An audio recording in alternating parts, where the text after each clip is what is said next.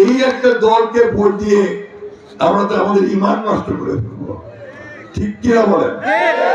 তাই আমি অনুরোধ করব মা বোনদেরকে, ভাইদেরকে কোন বিভ্রান্ত না হয়ে দেশের উন্নয়নের জন্য, আমাদের ৭১ সালের স্বাধীনতাকে ধারণ করবার জন্য, ২৪ জুলাইয়ের যুদ্ধকে ধারণ করবার জন্য আসুন আমরা এই ১২ তারিখে, তার মতো ২ দিন পরে আমরা ধানের শীষে ভোট দিয়ে আমাদের তারেক রহমানকে প্রধানমন্ত্রী করি এবং দেশে উন্নয়ন করি। বন্ধুগণ, শান্তিতে নিয়ে আসি, শান্তি। এটা হচ্ছে যে একটা দল তার ধর্মের নামে মানুষকে বিভ্রান্ত করার চেষ্টা করছে। তারা বলতে শুরু করছে যে দাঁড়িপাল্লাকে ভোট দিলে নাকি বেহেশতে যাওয়া যাবে। নাউজুবিল্লাহ বলতে হয়, তাই না? এই কথাটা কি ঠিক? একটা মার্কাকে ভোট দিলে বেহেশতে যাওয়া যায়?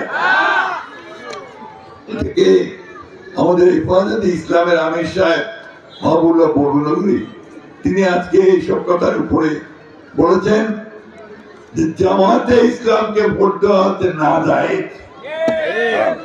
তাদের দলে তাদের সঙ্গে যে ছিল চরমনাই পীর সাহেব, উনি বলেছেন জামাতে ইসলাম হচ্ছে পৃথিবীর মধ্যে সবচেয়ে বড় মিথ্যাবাদী।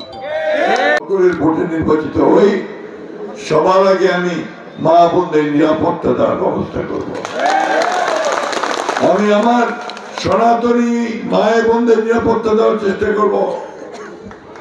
আর আমার এই এলাকা, টাকু এলাকা, আমি জানি যে সবচেয়ে বড় সমস্যা হচ্ছে কৃষি ছাড়া আমাদের আয়ের আর কোনো উৎস নাই।